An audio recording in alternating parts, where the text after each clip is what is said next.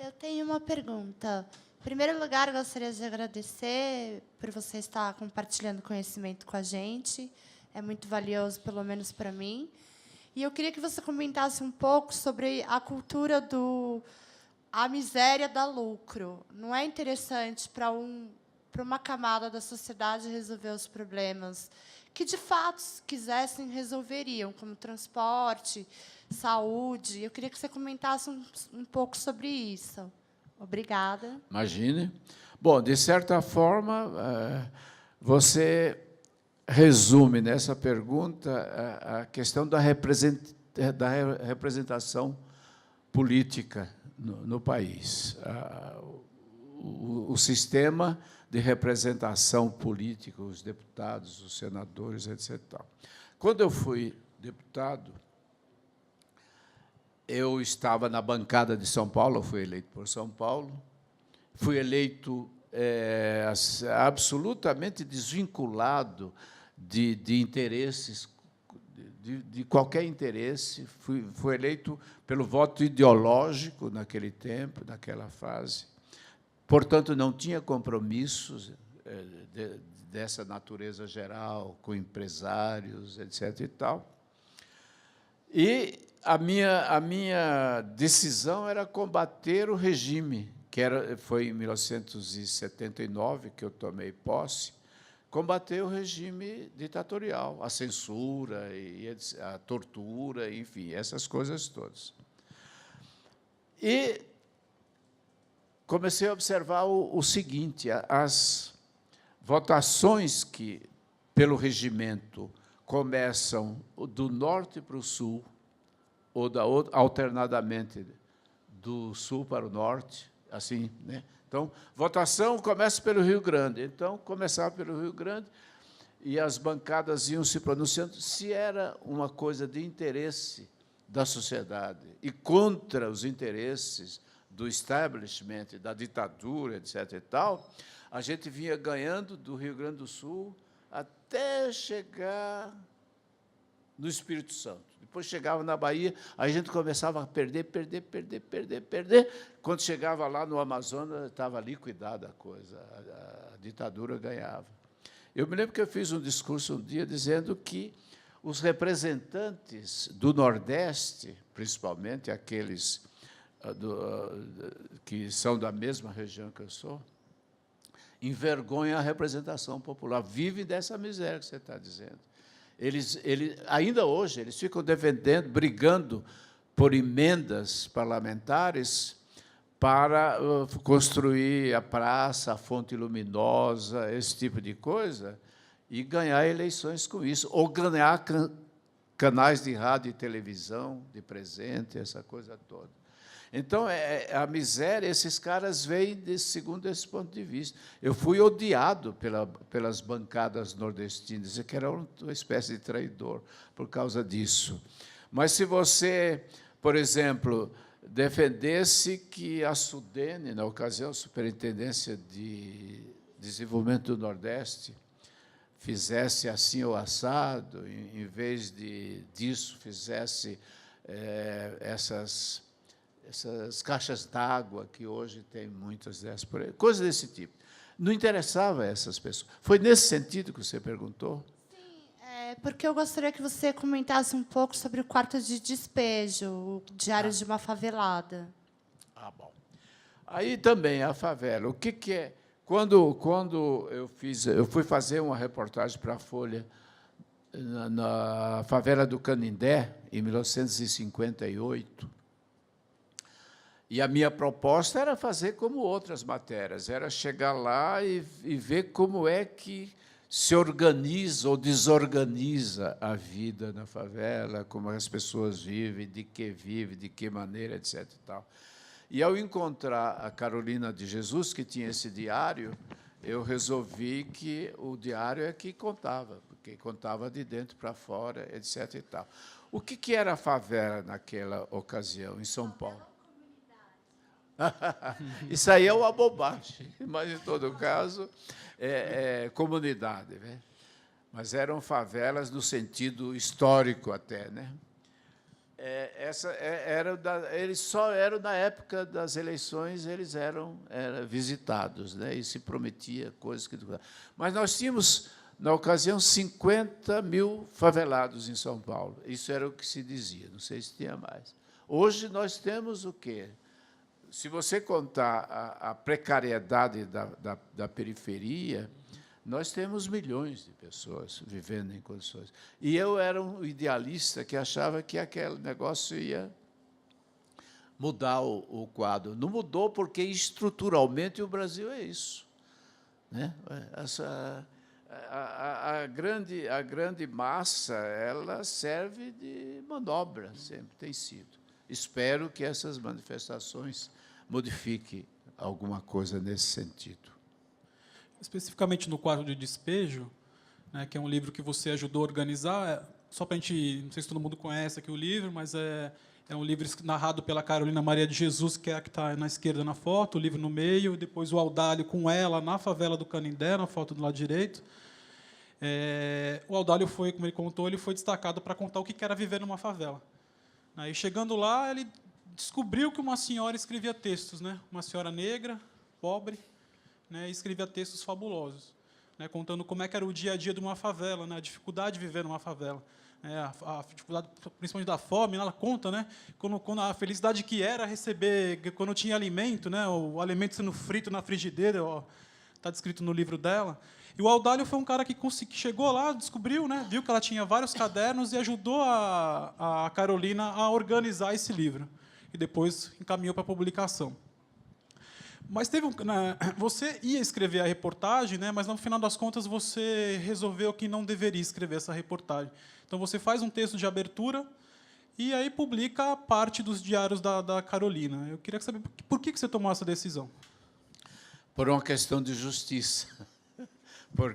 E também, do ponto de vista de contar a história, o reconhecimento de que eu não teria condições de contar tão bem quanto ela, né? Porque o texto, quem não conhece esse livro, esse texto é muito importante.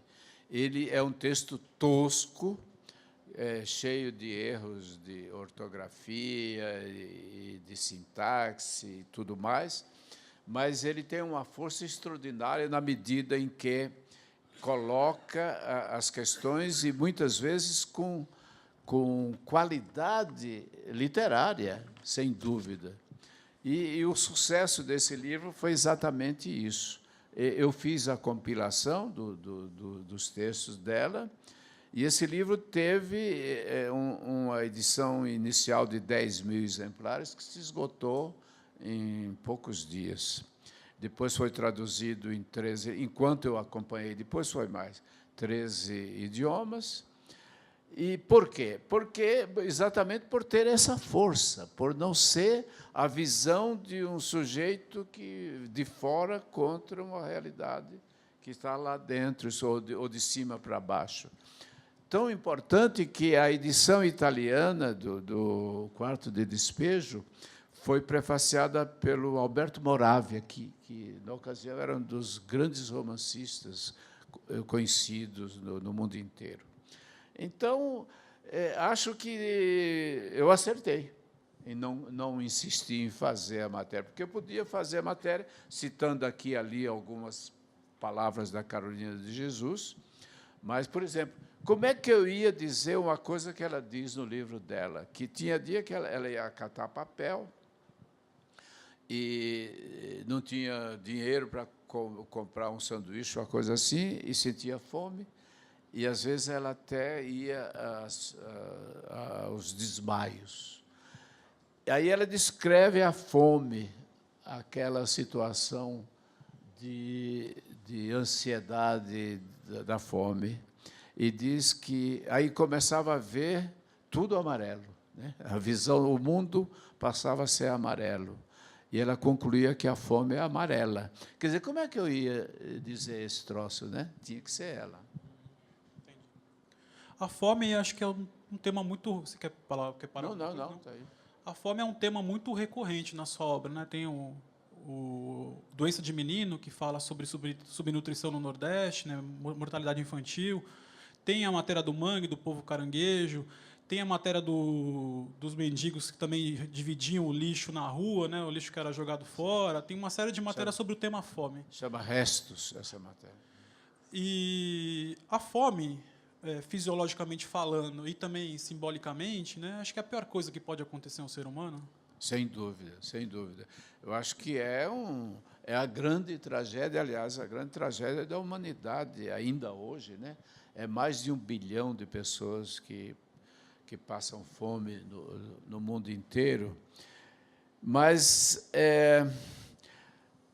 a questão da fome é tratada por vários escritores, um deles chamado, acho que é Knut Hansen, que conta a história. Parece que tem uma cena de um sujeito numa situação de perseguição. Ele estava refugiado num telhado, isso era na Hungria, e aí o grande problema dele era a fome, né?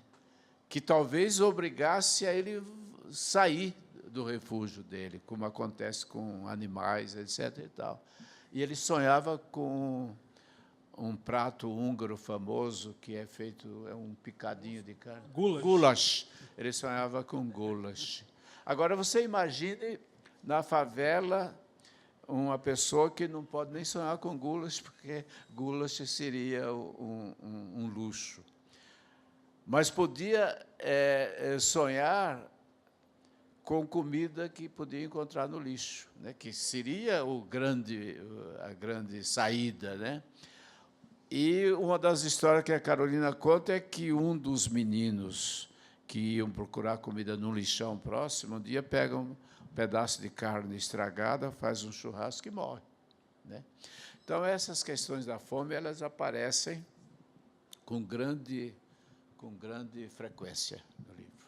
E a fome é a maior ofensa à dignidade de uma pessoa humana, eu acho.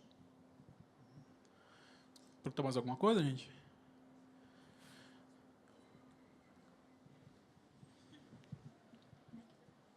Puxa, que legal. Você quase não tinha dito o seu nome. Vergonha. Então, Aldânio, a minha pergunta é a seguinte, se, desvinculando um pouco esse assunto de fome, se é possível resgatar a essência do jornalismo romântico, e indagando com tudo isso, se o avanço tecnológico pode proporcionar, talvez, a morte do jornalismo. Que se as novas tecnologias significam a morte, tomara que não. Tem mais? Não. Não. Tomara que não, tomara que não. Eu acho que há grandes possibilidades. Quando surgiu o computador das redações dos anos 90, mais 80 para 90, muita gente, inclusive os sindicatos dos jornalistas, começaram a dizer que as novas tecnologias iam causar desemprego. Estão causando até hoje. E tal. Isso não significa que o jornalismo precise morrer. O que precisa acontecer é que se encontre o modelo de fazer o novo jornalismo, né? Que as pessoas não abdiquem dessa coisa de grande valor que é a credibilidade da informação que sustentou o jornalismo desde o início, desde Gutenberg. Tem sido assim. Então, eu acho que nós vamos... Eu dizia, na ocasião, quando as pessoas reclamavam com a introdução do computador nas redações, que ia trazer desemprego, etc., dizia que o que a gente deve fazer, quando eu dizia a gente, era os jornalistas. Os jornalistas, o que eles têm que fazer é se apropriar dessas tecnologias, se apropriar e utilizá-las no sentido de exercer a profissão de informar. Eu acho que isso vai acontecer. Não acredito no fim dos meios impressos. Não acredito. Eles vão ter que encontrar o seu modelo de editorial e comercial, etc. E tal. Mas eu acho que eles vão prevalecer. Aliás, a propósito disso, da invasão da internet, etc. e tal, gostaria de citar. Acho que o problema é, mais uma vez, é de natureza econômica. Tá? Mais uma vez, a Revolução Industrial mudou um monte de coisa, a Revolução Tecnológica vai mudar um monte de coisa, já está mudando um monte de coisa. Mas, recentemente, o New York Times, que é ainda é o jornal de maior prestígio no mundo inteiro, estava passando por uma crise muito grande, continua passando por uma crise muito grande. Teve que aderir ao jornal virtual, abriu assinaturas, já tem mais de 600 mil assinaturas, então eles estão se apropriando bem dessa tecnologia. Mas acontece que, naqueles dias, isso faz uns 3 anos, mais ou menos, e que eles estavam até vendendo edifícios que eles tinham para poder sustentar, para sair da crise. Ao mesmo tempo, um site, um portal de notícias que tinha um grande sucesso na época, estava fazendo um grande sucesso, chamava Huffington Post, não sei se vocês já ouviram falar. Era uma senhora da alta sociedade que, de repente, abriu lá esse negócio e estava um puta do sucesso, milhões de acessos, aquela coisa toda, e o New York Times lá na miséria, no miserê. Mas havia uma comparação. O New York Times tinha, naquela ocasião, 1.000 jornalistas empregados da sua redação em Nova York. E esse post, que fazia esse puta sucesso, desculpa a expressão, tinha 50 jornalistas. Aí é que está o problema. Não pode ser de fazer um novo jornalismo simplesmente montado na economia de mão de obra. Tem que ter profissional para ir para a rua, para fazer o verdadeiro jornalismo com credibilidade, com apuração. Você não pode simplesmente chegar e dizer, olha que absurdo, estão atacando o povo na rua, etc. E tal. Você precisa dizer de que forma aconteceu aquilo, né? Ou vice-versa.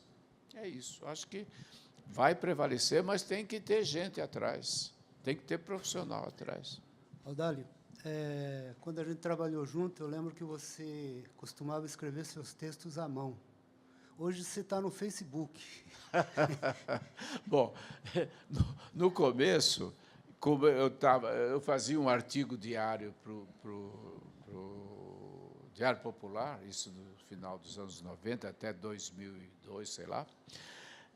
E como eu estava na corrida lá, muito grande, então tinha um sujeito, eu tinha um escritório de uma empresa de comunicação, e os computadores estavam lá. Eu digo, mas como eu não sabia manejar bem, aí eu escrevia rapidamente à mão, e aí tinha um sujeito que digitava, aí eu conferia, comecei a aprender a fazer as emendas, de repente eu descobri que é um belo substituto da máquina de escrever. Mas houve quem morresse sem, inclusive, escrever nas máquinas de escrever. Hã? O Mino Carta continua até hoje escrevendo na máquina de escrever. O Graciliano Ramos nunca usou uma máquina de escrever, foi tudo à mão, datilografavam para ele. Mas eu acho que eu sou o caso que me apropriei da tecnologia. Estou aí cada dia mais. Não sei manejar determinadas coisas, mas estou aí, estou usando. Pode falar. A gente vai se encaminhando também daqui a pouquinho para o final, infelizmente. Não se preocupe. Falaram em fome aí, já. Bom, enfim. O Oswald de Andrade, se não me engano, disse que a grande massa ainda ia comer do biscoito fino que ele fabricava. Quem era? O Oswald de Andrade, se não me engano. Sim. Se não me engano. Eu sou professor de escola pública, né? Olha, eu juro que eu levo os livros, dou na mão deles, falo, pelo amor de Deus, Leiam. Tem Jorge Amado aí, tem... Eu vou misturando, ensino fundamental, mas eu vou colocando os livros para ver se eles leem. Mas a pergunta é assim, será que vai demorar muito para os meus caranguejos, do jeito que o Brasil está caminhando, os caranguejos, meus caranguejinhos lá, para eles começarem a comer desse biscoito fino, eu juro que eu levo. Mas para todos os caranguejos, né? Assim, né? Eu fiquei cismado no negócio do caranguejo, até pensei num texto aqui. O senhor acha que vai demorar muito? Assim, o senhor não é futurologista, Escreva, não é artista, escreva. mas será que... Bom, eu acho que eu sou um otimista e acho que em algum momento as pessoas vão descobrir que elas não podem aprender ao correr da internet, das coisas. Elas vão precisar se aprofundar em conhecimento. Como é que eu vou saber? Eu posso baixar hoje, fazer o chamado download dos textos sobre a Revolução Francesa, ou sobre outro grande momento da história da humanidade. Mas será que, primeiro, será que esse texto, o que me garante que ele é o texto original, o texto correto, etc. Essa é a primeira coisa. A segunda, será que eu vou ter, quando eu quiser voltar a fazer uma anotação, esse tipo de coisa, anotar, grifar, etc. e tal, que o livro é insubstituível. Eu acho que o livro vai permanecer por causa disso, por causa dessa. As pessoas vão ter que descobrir, vão pegar o biscoito fino lá no texto do Oswaldo de Andrade, do Mário de Andrade, etc. e tal, se quiserem realmente chegar ao momento, sair dessa besteira da autoajuda, achar que vai tudo se resolver em cima desses conselhos, dessas coisas, né? Então, eu sou um otimista a respeito. Acho que vai chegar um momento em que os seus meninos vão dizer, puxa vida, bem que ele disse que o Guimarães Rosa, imagina, o Guimarães ainda está muito longe, está complicado, mas há outros autores que eles podem perfeitamente aprender, descobrir que não é só a instantaneidade que vai resolver o problema. Alguém mais? Posso ir encaminhando para o final, então? Aldário, só para a gente fechar, então, uma conversa que não se fecha nunca, na verdade, né? A gente vai continuar depois. Canudos. Guerra de Canudos foram temas também de pelo menos 2 reportagens tuas, né? Você teve no Sertão. Umas 3 reportagens, na Folha e depois no Cruzeiro. Aí eu trouxe lá dos Sertões, né? Ele reproduz, o Euclides da Cunha reproduz algumas das profecias do Antônio Conselheiro. Será que você, como conselheirista do século XXI, aí, quais profecias a gente podia traçar daqui para frente? Aí, mais algumas. Daqui a Folha de São Paulo vai morrer em 2 anos. Haverá muitas máquinas de escrever de volta, voltarão as máquinas. Falasse de Canudos também, tá? Canudos é um tema importante também. O quê? As profecias e Canudos. Sim, sim. O Antônio Conselheiro, olha, acho que aqui que ele disse que um dia o sertão vai vir a... isso é maravilhoso. Era uma visão assim, ao mesmo tempo que era mística, né? Mas podia ser uma visão de redenção do povo do sertão. Eu acho que o Antônio Conselheiro era, evidentemente, o Euclides da Cunha citou isso muito bem, ele era um produto daquela circunstância, daquela geografia, daquela sociedade na época. Ele veio do Ceará pregando e, no caminho, fundando igrejas. Imagine você, ele veio construindo igrejas e cemitérios. Quer dizer, ele estava sempre voltado para o além, né?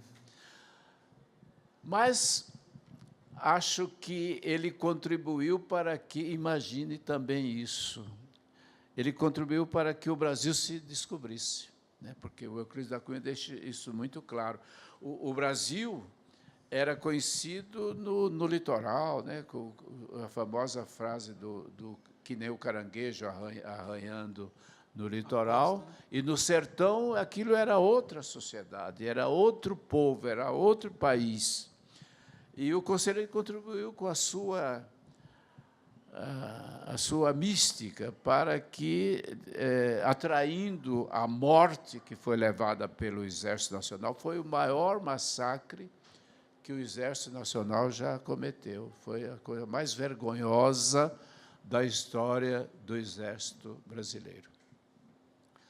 Tanto é que termina Euclides, Os Sertões traz o Brasil. O sertão diz, o Brasil é isso, o Brasil está aqui.